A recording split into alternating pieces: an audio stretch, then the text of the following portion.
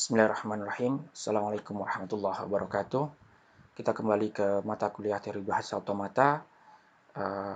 Saat ini kita memasuki pertemuan 9 bagian kedua yang akan membahas mengenai context free grammar tree atau tree penggambaran dari context free grammar.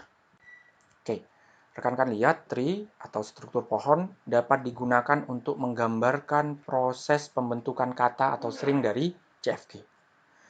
Rekan-rekan bisa lihat di sini ada sebuah CFG dengan rule S-nya sebanyak 2 dan rule X-nya sebanyak 3.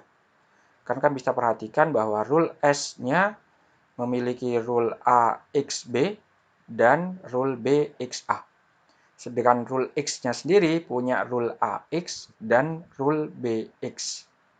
Kemudian yang terakhir adalah rule null string. Contoh penelusuran ini di gambar sebelah kanan ini kita bisa tahu bahwa CFG ini ingin mendapatkan nilai A, B, A, B. Ya. Bagaimana caranya rule ini bisa bekerja? Kan perhatikan, untuk mendapatkan A, B, A, B, maka rule yang pertama kali digunakan adalah S, A, X, B. Nah, rekan-rekan perhatikan, A kecil dan B kecil di gambar ini tidak akan pernah diturunkan lagi, karena dia termasuk bagian dari terminal. Sedangkan X, karena X itu adalah non-terminal, maka non-terminal itu akan terus diturunkan sesuai inputannya nanti. Kapan dia berhenti penurunan ini? Penurunan berhenti kalau dia menemui terminate condition atau terminal. Di sini contohnya menemui null string, berhenti dia. Setelah null string tidak ada penurunan lagi, tidak ada non-terminal lagi, sehingga penelusuran dari CFG ini sudah berhenti. Inilah fungsi dari tree. Dengan cara penggambaran tree ini kita bisa lebih mudah untuk mengetahui bahwa penelusurannya sebuah CFG seperti apa. Oke, ini contoh. Dan ini dalam konsep tree itu dikatakan ambigu atau ambigus.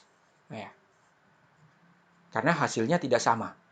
Ambigus yang pertama itu adalah sebuah CFG yang bisa digambarkan dalam lebih dari satu tree dan menghasilkan nilai yang tidak sama.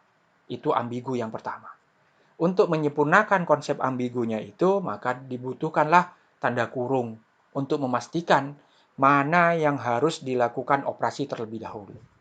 Jadi, dari contoh yang tadi itu tanpa tanda kurung itu bisa disempurnakan CFG-nya dalam bentuk dengan tanda kurung. Ini contoh ambigu pertama. Contoh ambigu yang kedua adalah seperti ini. Saya punya CFG, CFG-nya adalah punya 3 rule. Rule yang pertama AS, rule yang kedua SA, rule terminate condition-nya A. Nah, rekan-rekan bisa lihat bahwa untuk membentuk inputan kata A, dan A itu bisa digambarkan dalam 3 tree yang berbeda. Jadi, satu CFG bisa menggambarkan 3 atau lebih dari satu penggambaran tree dari satu kata inputan, maka dikatakan ambigu juga. Untuk menyelesaikan ambigu yang kedua ini, maka dilakukan menghilangkan rule yang punya fungsi sama. Yaitu salah satu dihilangkan bisa menghilangkan AS atau SA. Dengan menghilangkan salah satu rule yang punya potensi pengulangan yang sama, menjadikan hasilnya jadi tidak ambigu lagi. Itu penggambarannya. Oke. Contoh implementasi. Sebenarnya CFG ini diimplementasikan seperti apa pada fungsi nyata? Contoh seperti ini. Dalam matematika, kita pernah belajar di matematika diskrit bahwa komputasi atau komputer itu menghitung bisa menggunakan post-order processing, pre-order processing. Nah, jadi penghitungan itu dilakukan menggunakan post-order di akhir atau pre di awal. Nah, kita kasih contoh. Sebuah contoh implementasi CFG. Implementasinya adalah perkalian, penjumlahan, dan angka. Perkalian dan penjumlahan ini sebagai non-terminal, angka sebagai terminal. Kemudian untuk penjumlahan sendiri, itu bisa penjumlahan dan penjumlahan, bisa penjumlahan dengan perkalian, bisa penjumlahan dengan angka, bisa perkalian dengan penjumlahan, dan seterusnya. Disesuaikan dengan kebutuhan pemrosesan matematis.